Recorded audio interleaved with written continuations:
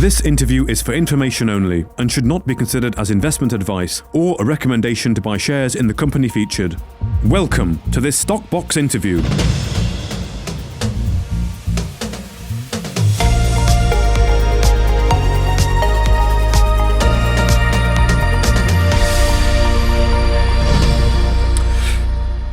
Well, hello and welcome onto the Research Talks here again from Stockbox with Alan Green. We missed a week last week, Alan, with it being historically the quietest week in the on the markets there, but that's not surprising. It's always this week, these sort of 2-week periods in August, people go on holiday. It's been noticeably quiet actually this year, I think, from both our point of views, but it's also been nice to get a slightly bit more of a relaxing moment before, of course, we all go back in September and Q4 activities pick up again. How have you been? As you say, Mark, I've just been enjoying the relaxing break. It's been very, very quiet this week and quiet last week too. I think it's going to be quiet next week, because historically we often expect things to really kick off in the first week in September. Yeah, on the first week, and it usually doesn't. Yeah, I think it's a holiday weekend. We had our holiday weekend, didn't we, this week? I think the Americans have theirs this weekend. So you are right. Every it's like, 1st September, and then it still takes a week or two to and then nothing happens. Yeah. But I think we will see. We were speaking before we came on air about the markets and about the expectations for the markets, and I think there's a lot of expectation that things are really starting to move. We're in the run-up to the US election, of course. We've got a strong gold price. We've got Keir Starmer here in the UK setting out his stall. Also, negotiations and discussions going on with Europe about setting up new trading arrangements there, which will hopefully be beneficial. So I think there's there are a lot of positives that are set to impact on the market. And of course, we've seen a reasonably buoyant summer in some ways, but for other stocks, it has been quiet. But we're seeing, of course, companies seeing value in the market. We're seeing Premier Miton invest into the junior market, London's junior market. And of course, yesterday, Octopus Investments invested 25 million into UK markets. So they're seeing value at these levels, and I think they're absolutely right to, because we're seeing some real historical lows in stocks, and the market doesn't seem to be functioning, but it will pick up, and boy, when it picks up, it will take off. It will indeed, and it's nice to see, like you say, Premier Miton, Gervais Williams there, and also you say Octopus there, seeing value in the junior end of the market and some money moving into the space, which is really good to see. So hopefully we have a good Q4, it's certainly be exciting anyway as we're going to November elections in the United States there. But we're going to talk about 3 companies as usual: Anglesey Mining, Kavango Resources, of course, very good timing to talk about Kavango with what they're doing with gold in Zimbabwe, with gold, of course, at all-time highs here. And Voyager Life, who have really been moving quite rapidly with the helium projects over there in Kansas. So Anglesey Mining, first of all, Alan, bring us up to speed, because I know you're pretty in tune with what's going on with Anglesey. I did see that they were on mainstream media this last week. Well, they've had a tremendous amount of coverage this week, Mark, and rightly so. The company has it's taken a lot of time, and I think reading the bulletin boards, there are many investors in the company who are looking at the share price performance and bemoaning the fact that things haven't moved. I mean, the shares are currently trading at 1.18p, which gives the company a market cap of 5.4 million. Now, I visited Paris Mountain, the primary asset in Anglesey's investment portfolio last year, and the company was undertaking a drilling campaign at the Northern Copper Zone, and also drilled the Garth Daniel Zone, and these are all to the north of the historic mine, which of course has been used for film sets and is a great tourist attraction. But there's a lot of mining infrastructure there, and it's owned by the company. There's long been talk about bringing the mine back to life, but under the stewardship of new Chief Executive Rob Marsden, that's actually starting to come to fruition.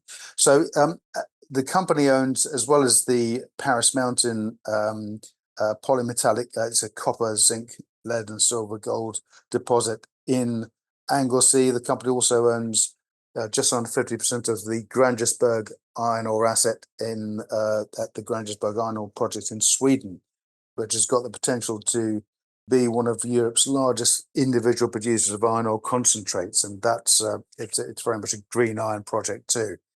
The company also holds 11% of Labrador Iron Mines Holdings Limited, which is engaged in the exploration and development of shipping iron ore deposits both in Labrador and Quebec. But as I say, the focus for the company is very much the Paris Mountain asset. Now, the company this week released an update on the Northern Copper Zone and Garth Daniels Zone, and it's actually declared an inferred resource for the Northern Copper Zone alone of 9.38 million tonnes, which includes 1.27% copper, 0.4% zinc, lead, silver, and gold. Garth Daniel, similar numbers, higher reading on copper and zinc, and 66 grams per tonne silver, and a reading of gold there too. So these are highly significant results, which are being developed towards a PFS study. But what the chief exec Rob Marsden and the team have done is they are in the process now. Now it's important to understand Rob Marsden's position and history with the company. Rob has worked for many years for Rio Tinto, and it was engaged in when he at one stage headed up the Rio Tinto investment committee for the investments that Rio sort of would make into other projects. And of course, we heard with Sovereign Metals last year, of course, Rio invested $40 million into Sovereign Metals. So that would be the sort of thing that Rob would have been very much involved in organising.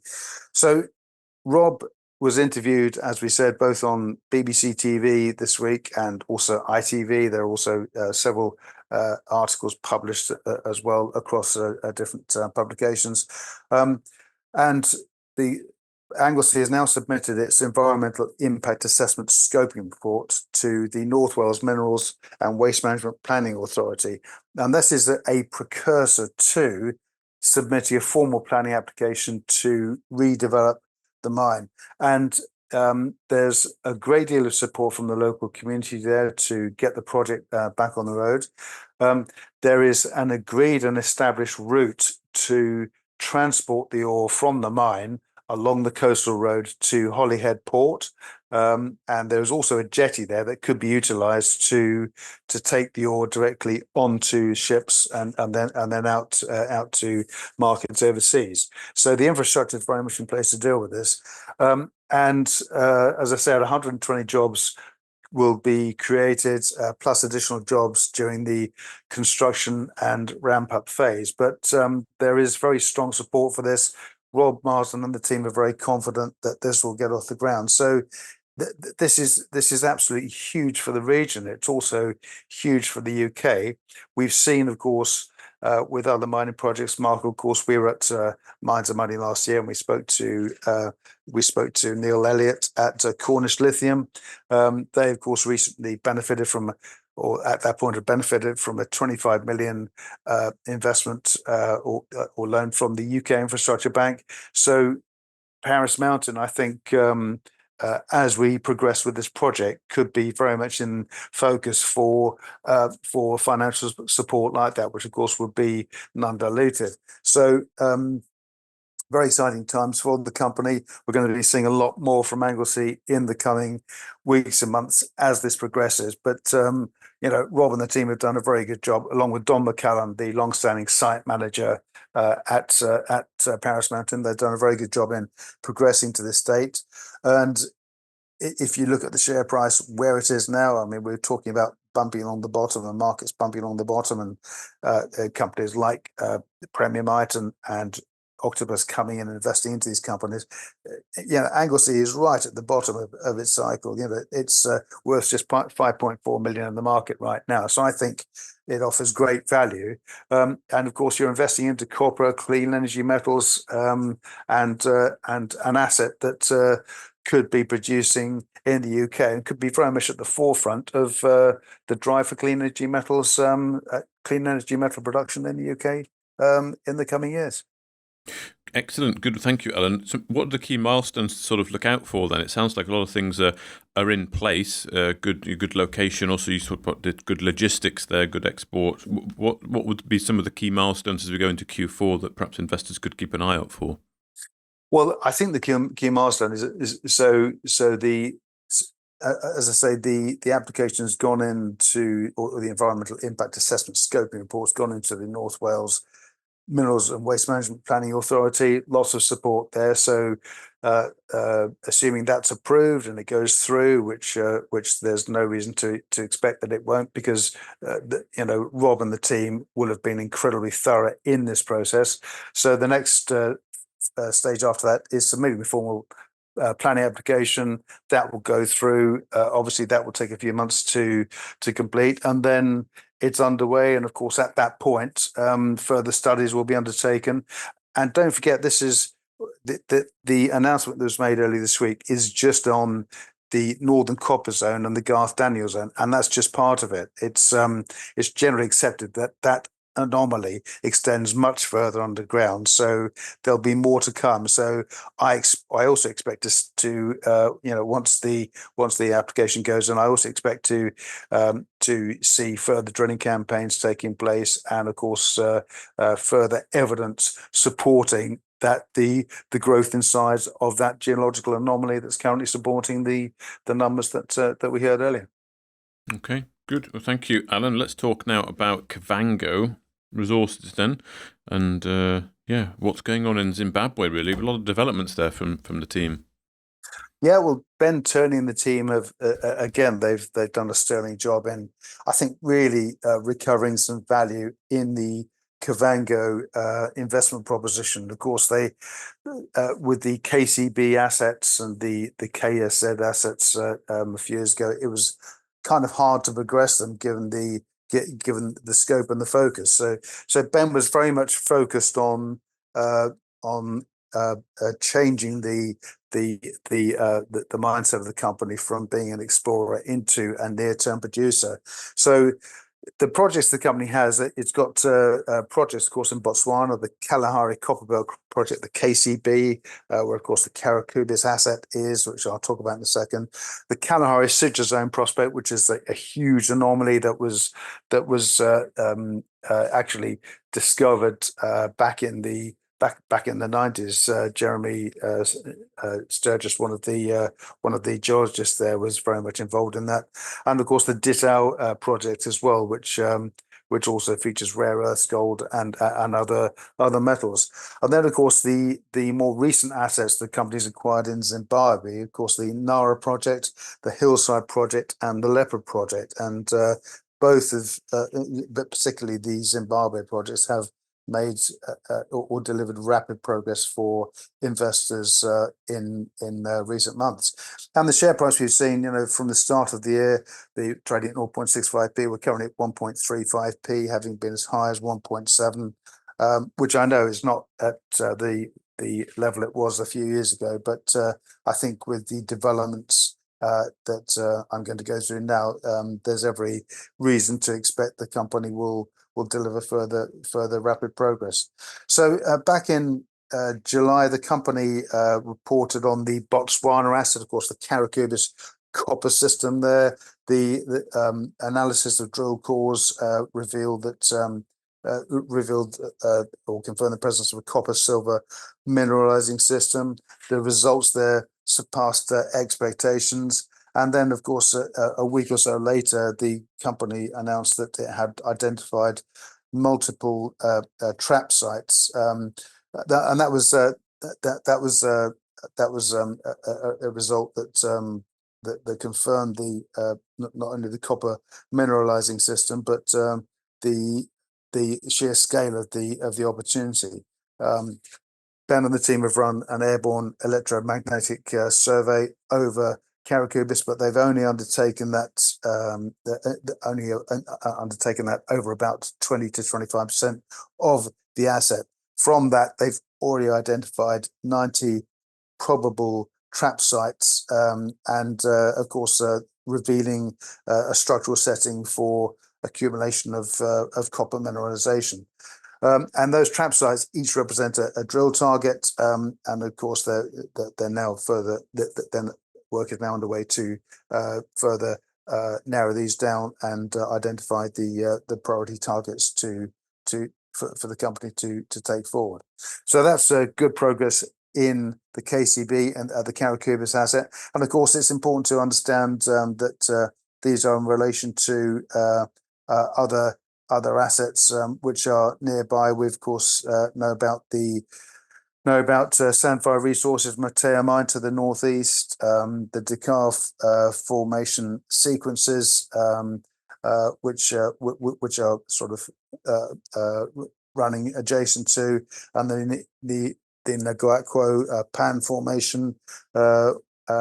These are all in geological terms regional controls for these large scale copper deposits. So very exciting to hear that Kavango has progressed these so far. And then, of course, we come to the nearer term projects, which is the Nara Gold System, which is in Matabele land in southern Zimbabwe. The company received assay results through about a week or so ago from the Nara assets. Some very good numbers there, scoping hole results for 1.364 meters or 1,364 meters. 5 out of 6 holes intersected the quartz vein shear structure that had been worked on previously by artisanal miners. Of course, there's a lot of work there had been undertaken already, and the potential for a large-scale gold-bearing system is now confirmed, and it's Ben and the team believe it's shaping up to become a significant underground opportunity for Kavango to pursue and take forward.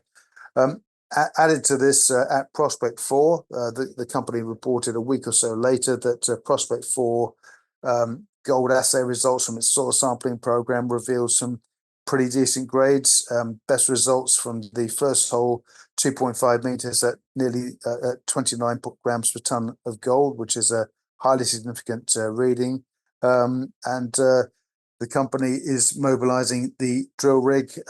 Obviously, drilling is underway at Prospect 3, and they will now mobilize the drill rig that's at work in the area to Prospect 4 to further examine the gold target from where these soil samples were derived.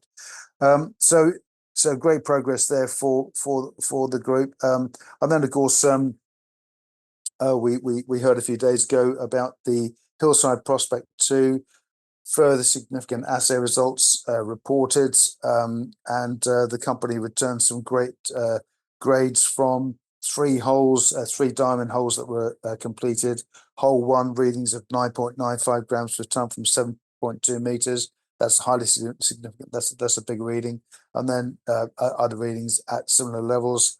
But the assay results further demonstrate and confirm the potential for shallow bulk mineable ore bodies at the prospect. So between prospects 2, 3, and 4, or prospects 1, 2, 3, and 4, the company's really putting together an asset which is going to be of significant value going forward. And the latest announcement, of course, we heard yesterday that the company has now put in place a capital investment and financing program to fast track and develop these assets. So it's going to be raising money to or a capital expenditure program to enhance existing small scale production of gold at Hillside and bring some of those historic mine shafts back into production. And of course, from the existing production there, Kavango believes it can double existing gold production to some 3 kilograms a month by the end of this year. So that's a very near term prospect. Resource drilling at Hillside, the company has put together a capital expenditure plan to complete the drilling campaign there. aiming to identify some 73,000 tons of mineable ore to keep the production plant there in operation for at least 2 years. Then, of course, assuming it meets its exploration targets at Hillside, Kavango will then commission a gold processing plant. It's already in discussions with the South African manufacturer, and the plans have gone to the manufacturer. And all being well, assuming those exploration targets are met, then Kavango is going to be commencing gold production at the production plant in Q2 2025. So, I think April, May, June next year, which is not far away, is going to be commencing gold production, which is hugely exciting. On top of this, the company is going to acquire a 45% stake in Equity Drilling. Of course, Equity Drilling have been the drill team that the company's relied on. It's going to acquire a stake in that company and its drill partner, and it's identified an opportunity to build a supply chain service where we can hire the team out to other exploration companies in Zimbabwe.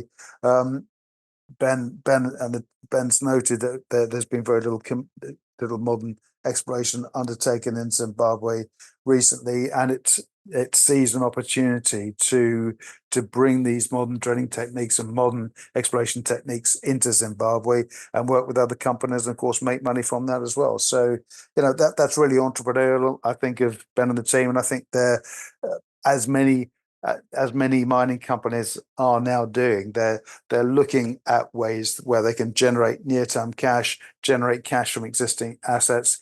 We've seen other companies do this. Obviously, Fulcrum Metals with its gold leaching process.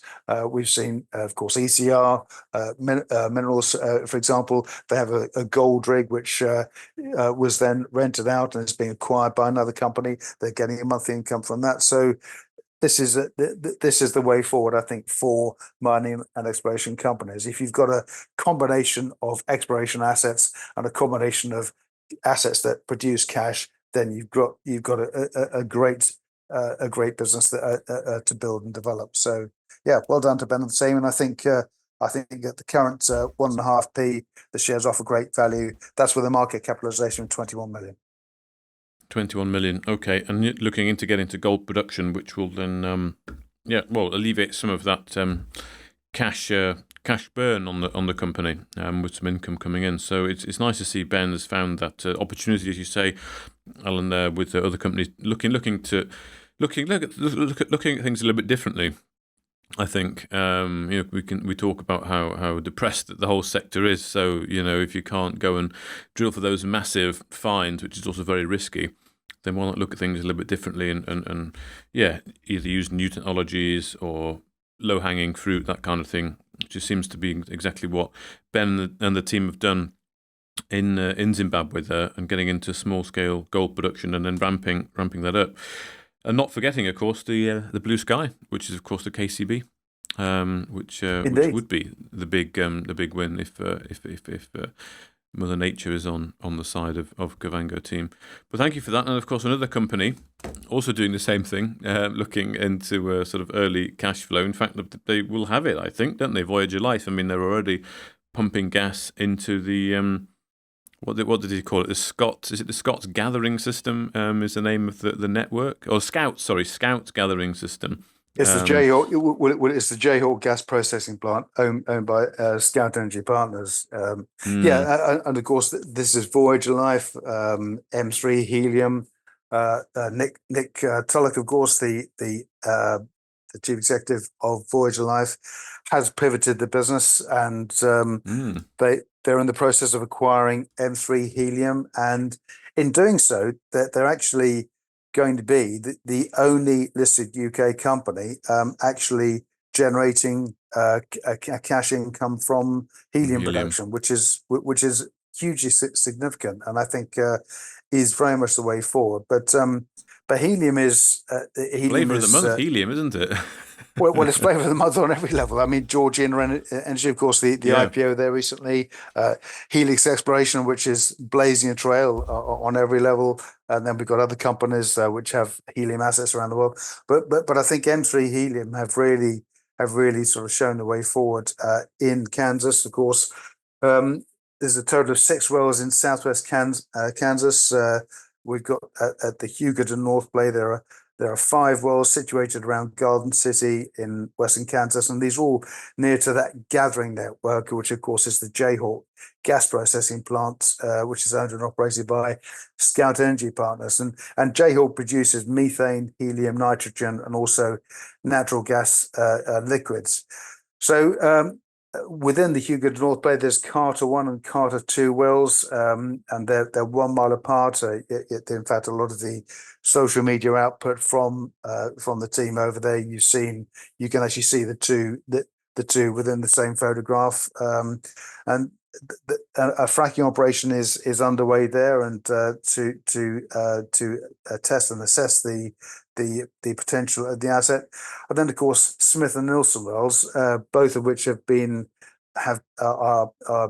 producing economic flow rates, and these 2 wells have been tied into the Jayhawk gas processing plant on the gathering system owned by Scout Energy, and it's these 2 wells that are actually now generating revenue for M3 Helium, and the company anticipates receiving these on a monthly basis. And of course, with the initial acquisition by Voyager of M3 Helium, Voyager provided a loan to M3 to accelerate the drilling program and accelerate the production program, and that's now yielding cash already from production. Added to this, of course, there are further wells. There's the Peyton well, which is one of M3 Helium's first well.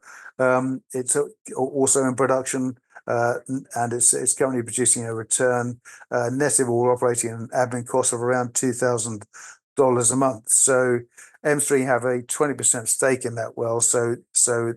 And gas is produced from that well without the need for a pump, which is even more impressive.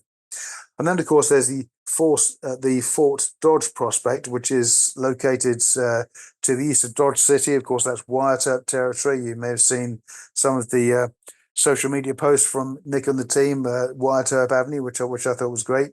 And of course, the Ross well there was just tested by Shamrock Gas Analysis. Contains a significant amount of helium, 5.1% helium composition, well over the commercial benchmark, which is about 3%. So already with Ross, there's that will be no doubt connected up to a production plant at some point. Indeed, on social media last week, Nick was over in Kansas, and some of the production plant was already being bought on site at Rost, and that'll obviously be connected up and put into production shortly. So this is hugely exciting. And then, of course, a bit of a curveball today, Mark. We heard from ECR Minerals, where, of course, Nick is currently the chairman overseeing the company's range of gold assets across Victoria and Queensland in Australia. ECR has announced it is undertaking, or it's expanding its strategic remit, and it's now looking at helium investments. So there's, I think, there's a good chance of possibly some sort of link up there. I'm just speculating because I don't know any more than that, but I would say there's a good opportunity for a link up, or perhaps some other helium assets that have yet to be reported and identified. But either way, I think for Voyager Life to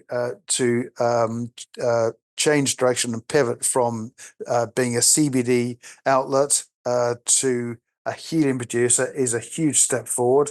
It's generating cash, and of course those CBD outlets and shops will be sold off in due course. There's no rush to do that because those shops are already are generating steady revenue and producing a steady income stream for the group.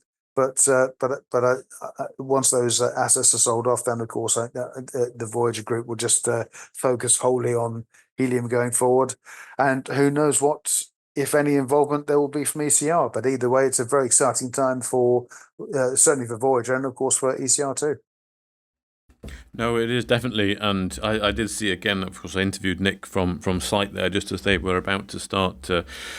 Yeah, well, they were looking at getting the pump going on the second well there, and yes, I did see all the references to the Western Sinks. Very appropriate for Mike Whitlow to be involved, through ECR, of course, with Doc Holliday, his sort of Twitter handle and persona for many years there. I have a feeling there might be a showdown in Dodge City at some point, Wyatt Earp versus Doc Holliday, although he was on the same side, so we'll have to perhaps think of another enemy. Johnny Ringo, I think, was the one he sort of faces off quite a bit. So if you know anyone called Johnny Ringo, let's see if we can arrange that. Is there a Johnny Ringo on Twitter? Is there a Johnny Ringo on Twitter? Wow, Johnny Ringo, you look like someone just walked over your grave. That's the famous line from from Tombstone, isn't it? I think. So anyway, that's there. We digress. But no, I mean, very good to see the link up there. Helium, as we say, definitely a flavour of the month. It seems like the helium price is doing very well. Lots of companies want exposure to helium. Demand does not only looks like it's going to increase. It cannot be synthesized. So we need to get that out of the ground for medicinal use, not just party balloons, also cooling as well of super processors, quantum computing. So lots of demand uses for helium. Nice to see a link up there. Of course, a connection with ECR and Voyager. They're the same sort of management sort of structure. So let's see. I'm looking forward to seeing how Voyager carry on, really. I mean, going from the CBD and taking this pivot here, definitely not been short of news flow and short of action going on. And I think they just carry on, don't they? So, let's see what they bring in Q4. But thank you very much, Alan. Good to catch up.